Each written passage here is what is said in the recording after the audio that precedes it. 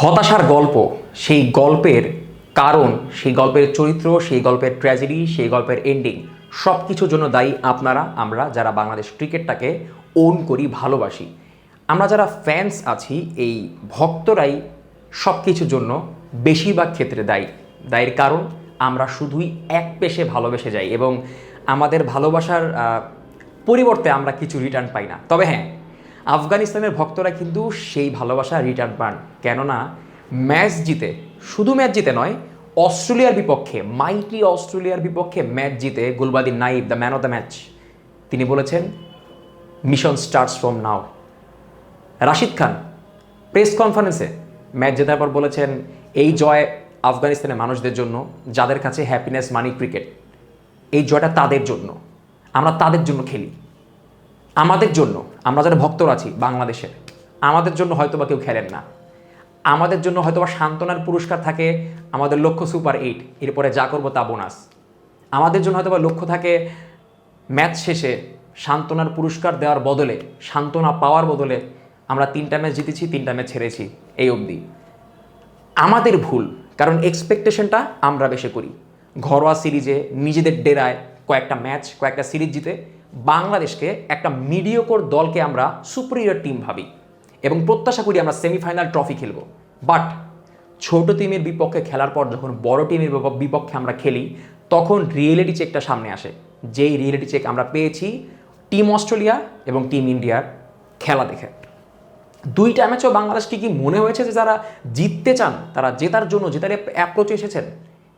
Super 8-এ ওঠার পর Nazmul শান্তকে press কনফারেন্সে জিজ্ঞেস করা হয়েছিল ব্যাটসম্যানদের ব্যর্থতার কারণ কি, তাদের কি পর্যাপ্ত পরিমাণ ফ্রিডম দেওয়া হয়নি? তিনি বলেছেন হ্যাঁ, সবাইকে ফ্রিডম দেওয়া হয়েছে, সবার রোল একটা।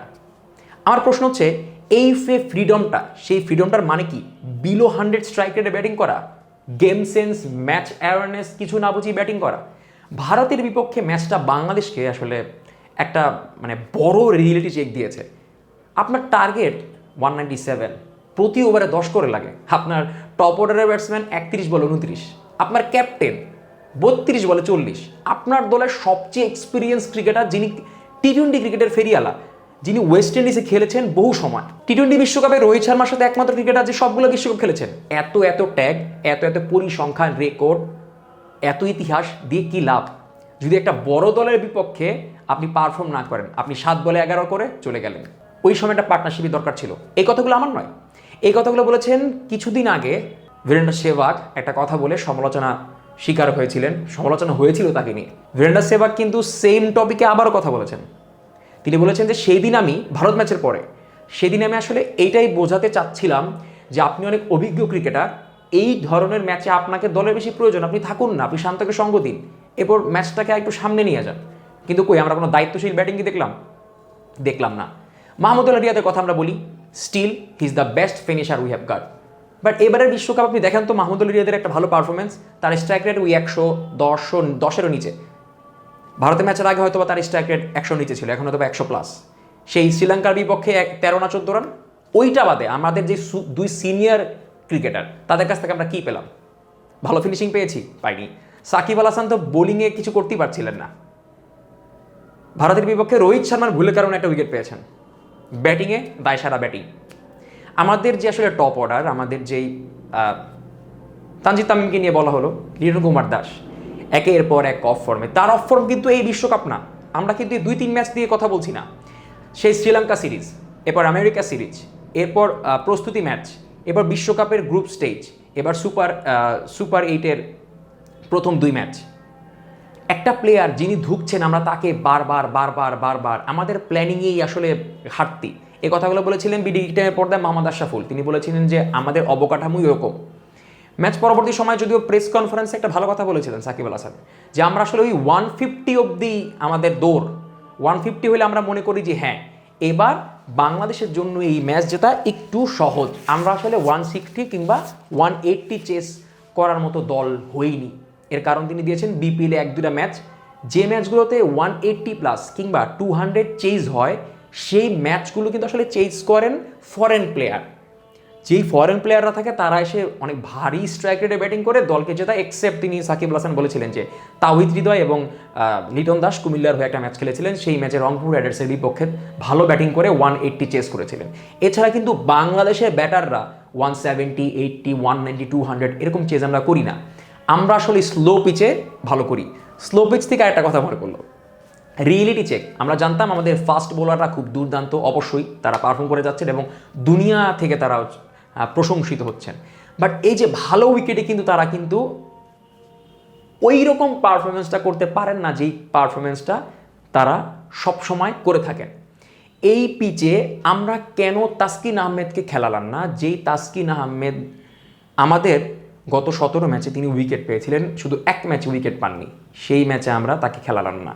রোহিত শর্মা এবং বিরাট কোহলি যারা লেফট আর্ম পেসারদের বিপক্ষে স্ট্রাগল করেন, তাদের বিপক্ষে আমি কেন শরীফুল ইসলামকে খেলাবো না? এইটাই কি আমাদের সেই পারফেক্ট প্ল্যানিং? পারফেক্ট প্ল্যানিং থেকে একটা কথা মনে পড়লো, খাবারের স্বাদ বাড়াতে ব্যবহার করুন ইরফান সস। কেন? কারণটা পারফেক্ট ঝালে মজাদার স্বাদ। মজাদার ক্রিকেটটা হয়তো বাংলাদেশ খেলতে পারেনি, আফগানিস্তান ঠিকই খেলেছে। আফগানিস্তান প্রমাণ করেছে তারা বিশ্বকাপে সেমিফাইনাল, ফাইনাল ট্রফি জিততে এসছে, আমাদের টিম সেটা করেনি। যেটা বলে শুরু করছিলাম ভিডিওটা, এর দায়ভার, এর দোষ আমার, আপনার, আপনাদের, আমাদের ভক্তদের এক্সপেকটেশন। এই ভিডিওর মূল বার্তা হচ্ছে আমরা যখন আমাদের এক্সপেকটেশন কমিয়ে ফেলবো তখনই ভালো কিছু হবে, তখনই আমরা আশাহত হব না। তাই রিয়েলিটি চেক, এটা মানতে, এটা বিশ্বাস করতে শিখুন। শুরু করুন বাংলাদেশ একটা মিডিওকর দল, যারা ঘরের মাঠে অ্যাডভান্টেজ নিয়ে ম্যাচ জেতে, ইন্টারন্যাশনাল টুর্নামেন্টে গিয়ে তারা ভালো প্রতিপক্ষের বিপক্ষে খেলতে পারে না। আমাদের দোষ, আমরা মিডিওকর দল, আমরা ওই গ্রুপ স্টেজে 1-2টা ম্যাচ খেলে জিতব। অথচ আমাদের পরে ক্রিকেট খেলা শুরু করা আফগানিস্তান, তারা ক্রিকেটে এতটুকু উন্নতি করেছে। আফগানিস্তানের ভক্তদের পার্সপেক্টিভ ইমাজিন করুন, তাদের ভক্তরা প্যাশনেট ক্রিকেটের প্রতি এবং আফগানিস্তান ক্রিকেট সেটা ডেলিভার করছে। কি চমৎকার একটা ভালোবাসা, ফিডব্যাক, একটা কমিউনিকেশন, একটা ভালোবাসা, ফিডব্যাক লাগে। আমাদের ভালোবাসায়, আমাদের বাংলাদেশ ক্রিকেটকে ফলো করা ভক্তদের ভালোবাসার কোনো ফিডব্যাক নেই। আমাদের ফিডব্যাক সুপার 80 আমাদের টার্গেট, আমাদের ফিডব্যাক এরপরে যা পাবো তাই বোনাস। একটা দেশের মানুষ যখন এতটা প্যাশনেট হয় তখন আপনি এই মেসেজ তাকে দিতে পারেন না, পুরো ভক্তদের, পুরো দেশকে আপনি as a coach, as a captain এই মেসেজ দিতে পারেন না যে আপনাদের টার্গেট সুপার 8-এ খেলা। কথাগুলো নিয়ে শুধু আমারই একা রিয়েকশন এরকম, এমন নয়। তামিম ইকবাল খান বাংলাদেশের সেরা ওপেনার, তিনি ESPN ক্রিকইনফোতে একটা শোতে এই কথা বলেছে যে আপনি এই বার্তা দিতে পারেন না, অ্যান্ড ইটস অবভিয়াসলি রাইট।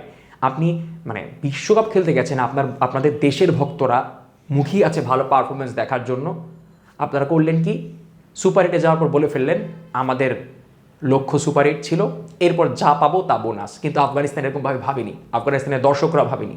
হ্যাঁ, আফগানিস্তানের দর্শক আমাদের দর্শক, দুই দর্শকেরই প্যাশনেট তাদের ক্রিকেটের প্রতি, বাট আফগানিস্তানের ভক্তরা রিয়েলিটিতে বিশ্বাস করেন। আপনি কয়জন আফগানিস্তানের ফ্যানদের দেখেছেন যে তারা টিমকে নিয়ে অনেক বেশি এক্সপেকটেশন করছেন, আমরা ওকে হারিয়ে ফেলবো, ওকে হারিয়ে ফেলবো? না, তারা দলের সাথে থাকছেন, যতটুকু তাদের যোগ্যতা অতটুকু অনুযায়ী খেলছেন। দেখুন, যোগ্যতার থেকেও বেশি ভালো পারফরমেন্স করছেন। এবং সত্যি কথা বলতে অস্ট্রেলিয়ার বিপক্ষে আফগানিস্তানের যেই জয়টা, এই জয়টাকে অনেকেই ফ্লুক মনে করবেন, অঘটন মনে করবেন, কিন্তু এটা অঘটন নয়। পারফেক্ট অঘটন তখনই হবে যখন বাংলাদেশ, এই ভঙ্গুর বাংলাদেশ আফগানিস্তানকে হারাবে এবং তাদেরকে সেমিফাইনালে যেতে দেবে না।